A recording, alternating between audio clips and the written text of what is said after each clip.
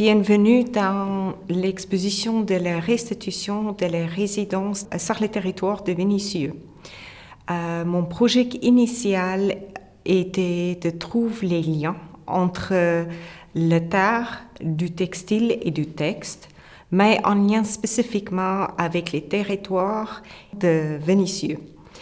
Initialement, l'idée était d'écrire un texte un peu plus approfondi, mais au fil du temps, je me rends compte pendant 2 mois, ce qu'on récolte comme récit de citoyennes, d'observation, c'est vraiment fragmenté. Et c'était un peu cette idée de les mémoires fragmentées, les récits fragmentés qui créent un fil conducteur à travers les œuvres.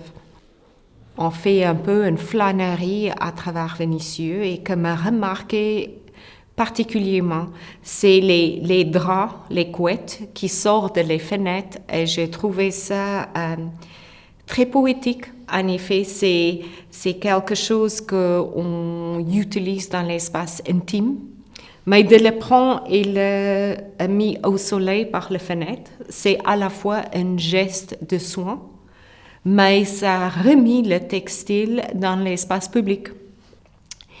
Je vais parler un petit peu sur l'œuvre qui est derrière moi, qui s'appelle Entre le balcon et la terre, et ça fait vraiment référence à cette idée des draps qui sortent par les fenêtres, mais aussi l'idée de fenêtres en déconstruction. Quand on traverse Vénissieux, il y a énormément de démolition et de reconstruction. Donc, c'est un territoire avec une topographie en changement. J'en ai utilisé les anciens draps en lin que je récupère. Donc, c'est les draps en lin assez épais qui étaient tissés à main. Donc, pour moi, ils portent déjà une mémoire de la personne qui a traité la matière. En deuxième temps, j'ai placé pour créer des petits symboles, des traces, des clous que j'ai traités, que ça rouille, que ça fait une teinture naturelle qui laisse une marque, une trace sur du lin. Dans cette œuvre intitulée Topographie fragmentée, le concept initial est démarré avec l'idée des feuilles, des pages d'un livre.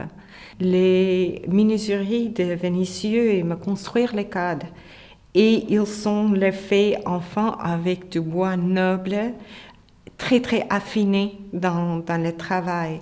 Et ça me touchait et ça m'a fait penser aussi à cette construction qui se fait avec fierté partout sur le territoire, avec la transformation un peu de la construction urbaine à Vénissieux. Un lundi matin, quand il faisait encore très très frais au début du printemps, j'en ai passé par le jardin de Navol pour avoir un peu un sentiment de son fonctionnement. Et j'ai fini à planter des radis avec des jeunes énormément touchants et investis. C'est un peu derrière la naissance de cette œuvre qui s'appelle Situation irrégulière. L'instant qu'on plante, on croit dans l'avenir, on laisse quelque chose pour les autres. Et je crois de planter, c'est vraiment un geste de s'ancrer dans un territoire. Parce que pour un grain de pousser, ça prend le temps. Et il y a plusieurs personnes qui peuvent en profiter. J'ai eu le plaisir de pouvoir utiliser le Mumi, c'est une œuvre créée par le gentil garçon, pour faire une exposition en minuscule format. Donc, de gauche à droite, j'en ai trois toiles. J'en ai une petite sculpture en lin aussi, mais où j'en ai testé les fragmentations des lignes.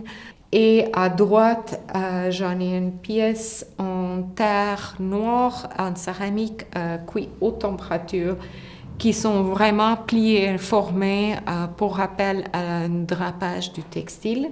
Sur le premier étage, petite œuvre en céramique également avec l'idée des lignes de texte, mais cette fois dans la terre. Et après un plissage, les plis, c'est souvent un élément que je reviens très fort dans mon travail. Une petite esquisse de céramique. Et au fond, j'en ai quelques grains, vraiment de légumes de potager qu'on a plantés à le jardin de l'envol.